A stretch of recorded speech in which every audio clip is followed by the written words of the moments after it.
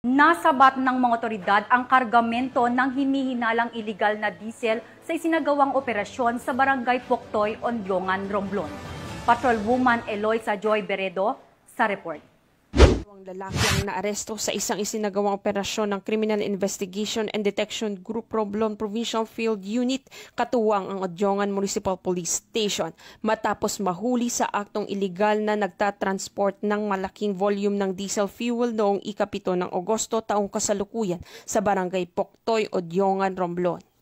Kinilang sospek na si alias Paul, 33 anyos, residente ng Barangay Tuburan, at alias Jofel, 37 anyos, residente ng Barangay Tabing Dagat, Kapwa mula sa Ondyongan, Romblon. Ang operasyon ay isinagawa batay sa naunang kopirmadong ulat noong Hunyo taong kasalukuyan at sertipikasyon mula sa Department of Energy na nagsasabing walang otorisasyon ang nasabing sasakyan upang mag-transport o mag-distribute ng produktong petrolyo. Sa bisa ng pre-operational clearance, hinarang ng mga operatiba ang isang cargo truck na may kargang 393 pirasong blue or white plastic containers na may lamang diesel fuel tinatayang nasa kabuuang 11,790 liters habang ito'y papuntang umano sa bayan ng Corcuera, Romblon.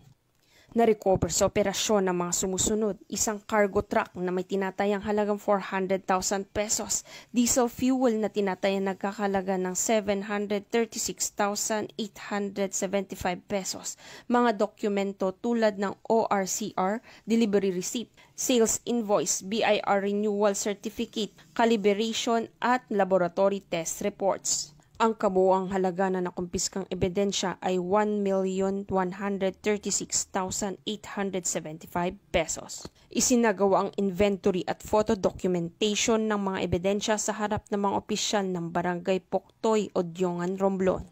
Ang mga ito ay posibleng masampahan ng kasong paglabag sa Section 2 ng Batas Pambansa bilang 33 na inamyendahan ng Section 1 ng Presidential Decree No. 1865 na may kaugnayan sa iligal na pagbebenta, pamamahagi o transportasyon ng produktong petrolyo. Ang matagumpay na operasyon sa ilalim ng Oplandigas ay patunay na patuloy na pagsisikap ng mga otoridad upang masugpo ang iligal na kalakalan ng transportasyon ng produktong petrolyo sa lalawigan.